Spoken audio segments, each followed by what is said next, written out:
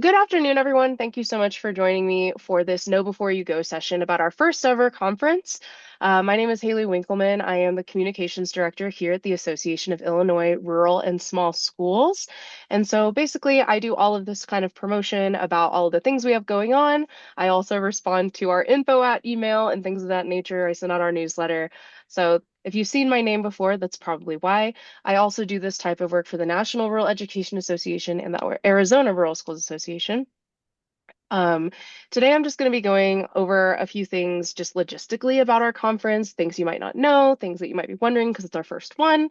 And the QR code in the corner is actually our event page link. So if at any point you want to go directly to the event page, you can go there. And I also will share a copy of these slides after this is over so that you can check it out at any time if you want to look back on this information. So let's get started. The first thing to know is when is it, where is it, how much is it, all of that good nitty-gritty stuff. So it's on Friday, April 17th. We chose this date because we wanted it to be a spring conference. We didn't want to wait until next year. And we were trying to work around some of those other really common ones. So Illinois ACT just had one. ISB has one at the beginning of May. There are a lot of other ones we're kind of in between. It is a one-day event. So we're going to start at 9:15, officially kicking off with our introductions. You might have seen in other materials 9:30. That's when our keynote is actually going to go on. And he just arrived, Christian. Welcome and welcome to others just joining us. It's at Richland Community College in Decatur, Illinois, but we also have a virtual option available, and I'll talk more about the difference between those in just a minute. It's $95 in person and $35 virtual, and for virtual, you can register at any time up to that date, but for in-person, please register by March 31st so we can make sure to have food for you. We have to turn in our catering order before it comes around. And we're really excited through ROE 26, our partnership with them, to offer professional development hours for both options. It'll just be a different amount. So here's what comes with each of those two options. The in-person will have a light breakfast, so kind of grab and go coffee type thing, a buffet style lunch, and snacks and water throughout the day. It'll also have the afternoon workshop with Christian, and we'll talk a little bit more about that in a bit, and he's going to speak on that. For the in-person, you get 6 PD hours for being there for the day. Also, it's really nice to be able to meet everybody in person, say, hey, I've seen you on Facebook, or I've seen you on another webinar, or things like that. And also, you'll get to be with our exhibitors that are coming to the conference. So both will get access to what I'm calling virtual materials, which means if we have any worksheets or anything that's handed out at the conference, we will have those available to you either if you're there or not. We will send those out after, and that does include a recording of the morning portion of the day, which is what the virtual portion is. So you only get 3 PD hours for that because it's everything before lunch, and that means it does not, unfortunately, include that interactive workshop because there's not a good way for us to transfer that hands-on experience virtually this time around. So here's a little bit of an overview of what the day is going to look like. If you are an exhibitor or a sponsor, we will open the doors for you at 7:30 so that you can come in and set up. You do not have to be there right at 7:30 because the doors won't open to attendees until 8:30 for the coffee and connections. But we wanted to give you some time so that you can feel prepared and ready for the day. The coffee and connections is a very casual meet and greet style hour. It's about 45 minutes actually, where you can come and meet the folks who are there, chat with some of the exhibitors, and get settled in for the day. We will kick off our introductions at 9:15, leading directly into our keynote from Christian. Then we'll have a 30-minute break with our exhibitors, snacks, that sort of thing. Our Prairie Career Advocate panel is what we'll come back for. More on that in a bit. We will have our lunch. We'll have the workshop after lunch, which, as I mentioned, the virtual portion will end at that 12:30 mark. So as soon as the panel is over, that will change to being in person only. We'll have one last 15-minute break. That's really a last. Oh, I had one more question. I had one more thing I wanted to say. And then I will give a very brief presentation about what AIRSS is doing, how you can get in touch with us, how we can amplify your communications, and how we use that content for advocacy work in our state and at the national level, followed by a brief closing by our executive director. And I'm going to go into more detail on all of these now. So, the very first thing that I'm very excited about is our keynote with Christian Jackson. If you've not heard of Christian, he's a CEO of EDAPT, and he has spoken most recently where I saw him at the National Rural Education Association conference. And he is just fantastic. He knows so much about emerging technologies. He's very personable, he's very friendly, he's funny, and he's very, very smart. So, I'm really excited to have him speak more on what this is going to look like in a bit, and I will tee him up again later, but that's going to start our day. Then after our break, we will come back to our Prayer Career Advocates panel. And this is really, really exciting because we're going to have all of these educators as well as their students come speak on what is working in their successful CTE programming in their district. And if you are attending virtually, we will have someone manning the computer. So if you have a question you want to ask the panel, we will ask them for you. So you can still be involved in that, even if you're not in person. And both the keynote and this panel will have recordings available after we close the day to both in-person and virtual attendees. Then the lunch, I'm very excited to talk about. Not just the lunch, but the breakfast and the snacks and everything are catered by Richland's own culinary arts program. So this is a really cool integration and a career pathway happening in Decatur. So we're really, really pumped to have them. It's a really, really neat program. They have a cafe right there in the college that all the students create the food for. And I just wanted to share that. That's where our lunch is coming from. It's very cool. And then after lunch, after the workshop, is when I'm going to do my short session. So I don't feel the need to go into it a lot. I feel like I kind of covered what that content will look like, but basically, we're going to talk more about our Senate bill. We're going to talk more about our communications platforms and things of that nature. And of course, throughout the day, we have several breaks where you can go and visit our sponsors and exhibitors. This is the current list we have. We have a dozen, and you might notice a lot of them are education-focused organizations. So please go check them out. Go talk with them about how they can get involved in creating opportunities for your students. But we also have vendors like Midwest Equipment, like Presentation Solutions, like Quality Network Solutions that can provide resources for your district. And also, big thank you to Midwest because they are sponsoring the catering for lunch and everything else throughout the day. So, huge thank you to our exhibitors. Definitely check them out when you are here in person. If you can't attend, there will be contact information available if you want to reach out to any of them. And last but not least, this is our primary email address for any questions at all you have about the conference. If you registered and you say, I actually, can you send the invoice here instead of there? Or I need to change the name on my registration. One thing to note, if you're an exhibitor, you are allowed up to 2 people at your table, but the registration form only has one name on it because of how the ticket system works. So if you need to bring an extra person, please just let us know so we have lunch for them. Again, that deadline for the lunch is March 31st. And don't be alarmed if it's not me that gets back to you because John Glasgow, my colleague and our programs director, also has access to this account and will be replying to folks if I can't get back to them. So that is my whole really, really verbal vomit, everything you need to know about the upcoming conference at a higher level, at a kind of the big picture, but also a little bit of the detail in there. So that's all from me for today. Um, I'm gonna stop sharing and see, Christian, are you ready? And do you have something you're wanting to share on the screen? Yeah, no, I'll go really quickly and say a quick hello to everybody. I Sure. do have some slides prepared. I'll talk about the keynote and the workshop. But I think the most important thing to talk about is what is it that I want to cover with everybody? And also, why in the world did Haley and Ayers invite this babyface 20-something-year-old to come talk to everybody in April, right? That's probably the most important thing to talk about. So I want to give a quick background update about my work, how I got started in this, and a little bit of the perspective that I'm really excited to be bringing to everybody in just, shoot, 8 weeks from now, if not less. So what I'll give a really quick 1-2 background, but my name's Christian Jackson. I started up EDAPT at the end of 2023 because of my work with the Small School District Association of California, which supports 400 plus small school districts, small rural districts in the state of California. And if any of you have spent time in California, you know California is like three or four states in one, and so many different communities, so many different geographic locations. And my role, as started with one superintendent, was to come in to an area and help the teachers learn how to build capacity for themselves with these tools in a way that was both comfortable and practical. And I'll go ahead and start sharing my screen here to share a little bit about how that's kind of all come together and what that's going to end up impacting when we're all together and not too long from now. I'm going to go ahead and screen and go to this one. But the number one word that I've fallen into with this AI conversation is one that we're all super familiar with and really is not groundbreaking in any way.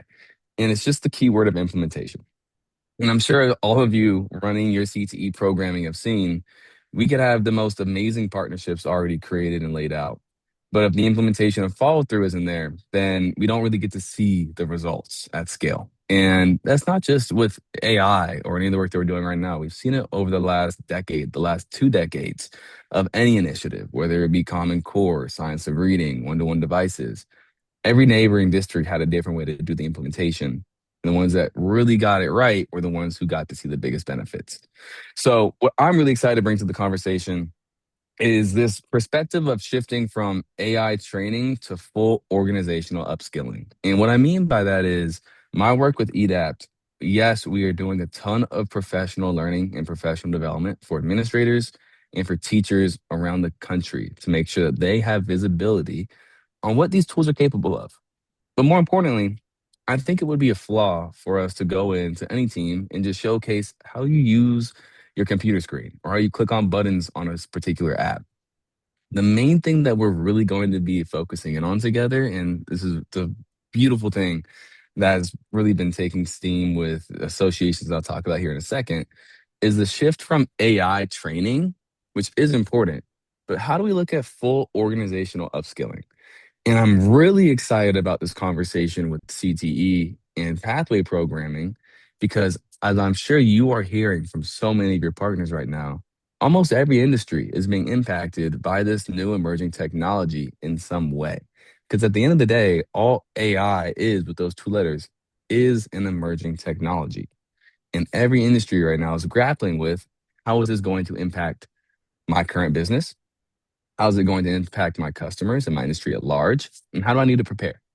And so many students now give you a great case study. There's a school district here. You see me sitting outside.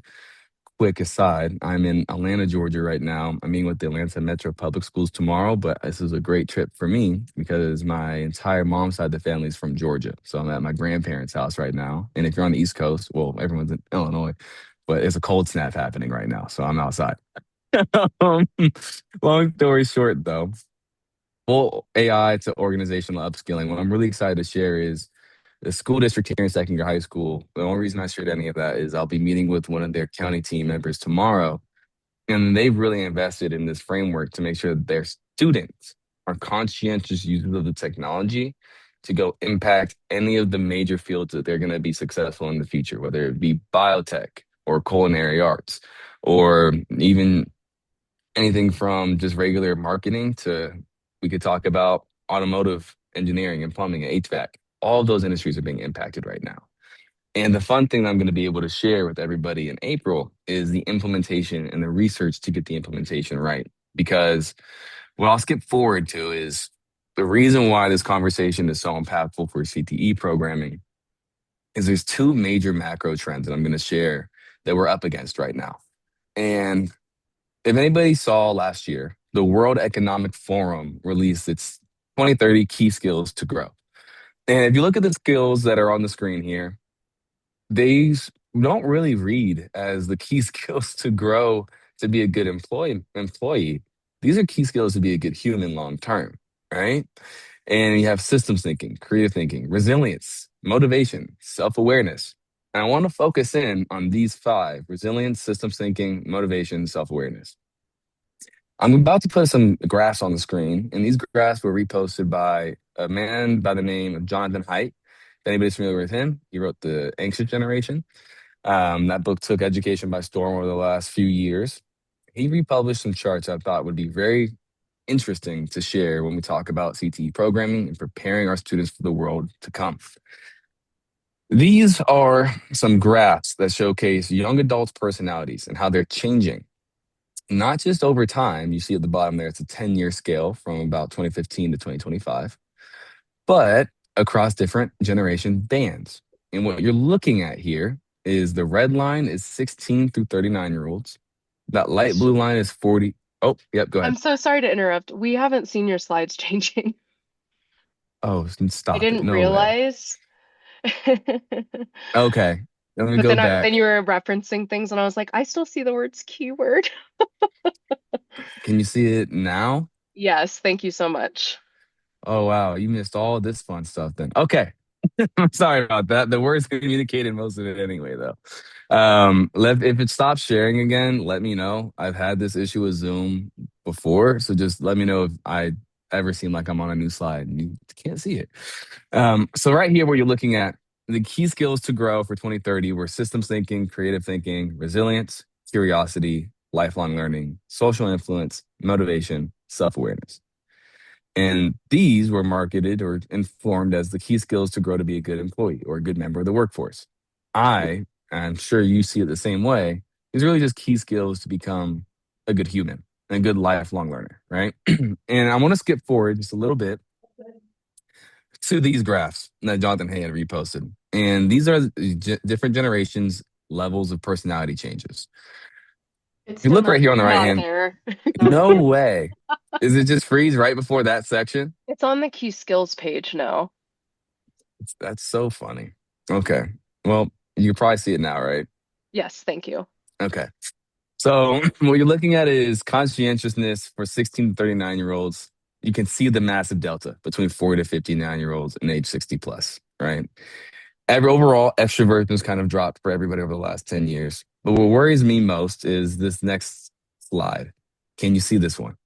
Did it switch to say is easily distracted, can't be careless? Not yet.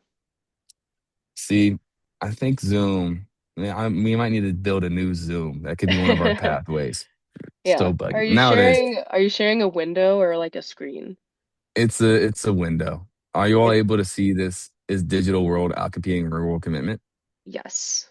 Okay. So this is the last screen I'll share. But long story short, what was really important about this is you look at these generational differences in personality traits. And again, the red graph is 16 to 39-year-olds. Blue, light blue is 40 to 59. And what you're looking at here is the difference in self-reported rates of easily distractedness, carelessness, makes plans and follows through. And what's really important for me is perseveres until finished. And my background is I actually went to university and I got a dual degree, both in the BBA for entrepreneurship, and my other degree was in the Bachelor's of Sciences for information technology. And what worries me most, I look at my younger siblings. I'm the oldest of four, and my two youngest are still in grade school. My youngest brother's just turned 13. My youngest sister just got her driver's license. And I see for their generations this general trend that I think we're all kind of feeling as well, which is the ability to persevere until finished, the skill to fail and try again and learn that that's okay is extraordinarily important.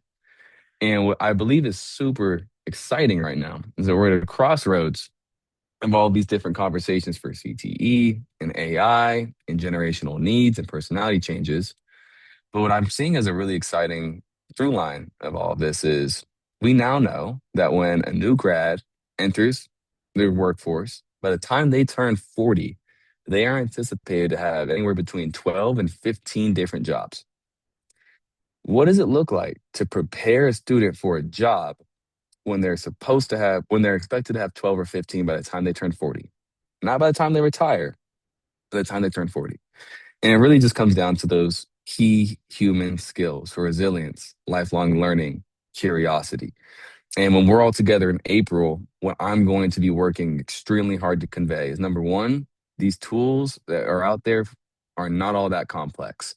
It really is going to require us leveraging the expertise that all of us already have inside of our school sites and our pathways. And these tools can be used to just embolden what we're already doing. And then on top of that, AI is not a breakout conversation. AI is, in many ways, I'm going to be asking before we all get together in April, what's the number one artifact that you want to walk away with from the workshop? What's your number one thing that you're working on right now for any of your pathways that are currently in existence or the ones that you're looking to build out? And then my job is to showcase how these tools aren't going to displace the work that gets done, but instead can help make all of the experimentation and curiosities that you have to build the best pathway possible become a reality. Um, the last example I'll give for that is I literally last week, this is one of the coolest anecdotes I can share for just personal usage.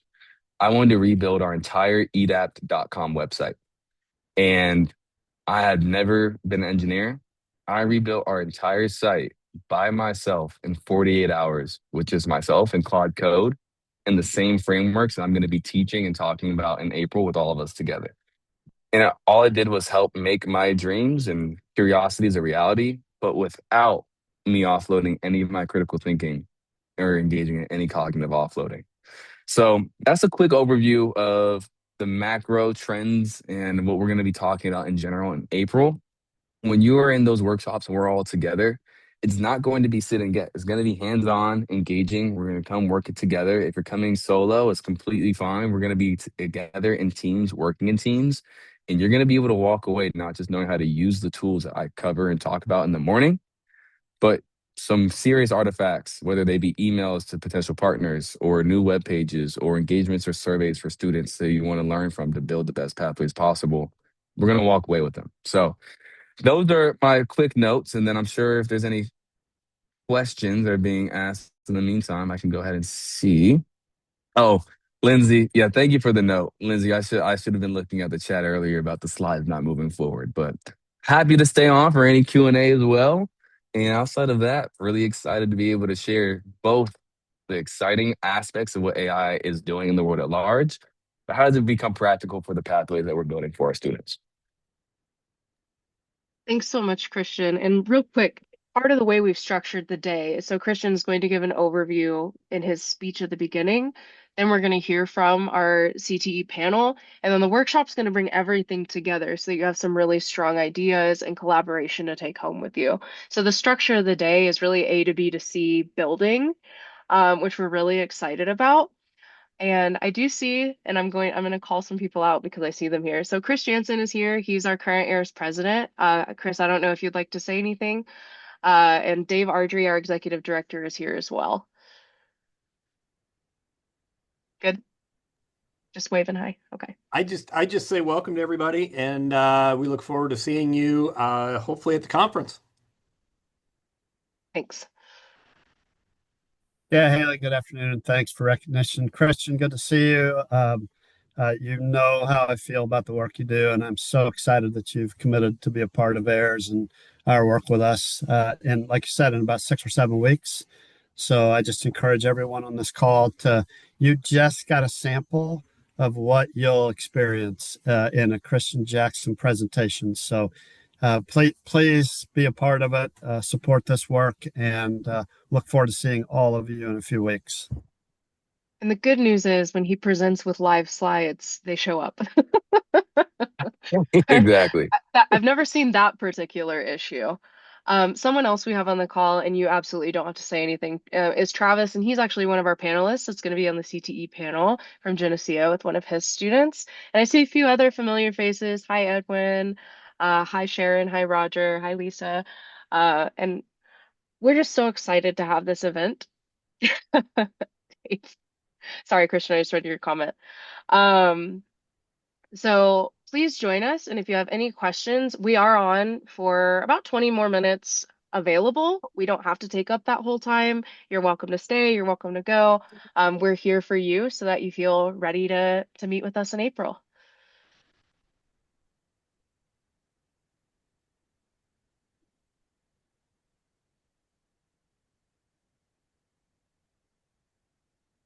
This is great. Thanks for hosting this.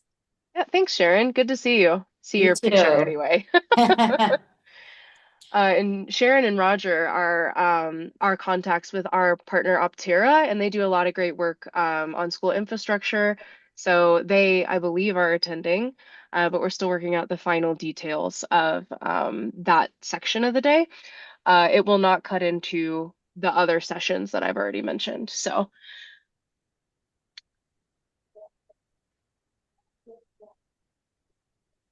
anyone else? All right. Well, thank you again so much, everyone, for your attention and your time and for your interest. I see Shelly, you're here, and Shelly's already registered. She's just attending to be a good sport and to learn more. So thank you so much, everyone. Thanks, Christian, for giving us a little sneak preview of what's to come with you in April. I'm so excited to meet all of you in person. We've been working virtually, it feels like, since 2020. And so it's really special when rural folks can come together and have a rural focused day. AIRSS is the only association in Illinois focused on the issues of rural and small school districts. So this conference is the first conference that's focused specifically on the needs and desires of rural and small school districts. So we hope to see you all there. Thank you so much. And I'm gonna go ahead and hop off if there's no other questions. Oh, yay, Lindsay will be here for one goal. I saw Karen a couple weeks ago. That's exciting. Yeah. Yes, I feel like I've been hearing about you guys so much. I'm excited to actually meet people. Likewise. Yeah. Uh, And I will send out, like I said, a copy of the slides from today. There will be a recording available, but please reach out to us if you think of anything. We hang up and you're like, oh, dang it, I had a question. We are here for you. We want it to be a great experience, and we're here for you, even if it's not about the conference. If you have a question about what Christian does, I'll send you a link to his brand new website that he just built in 2 days. If you have any questions about AIRSS, what we do, what we stand for, about our membership, please just reach out to us. We're pretty friendly. We're all small town folks, so we're used to it. All right. Thanks, everybody. Have a great rest of your day.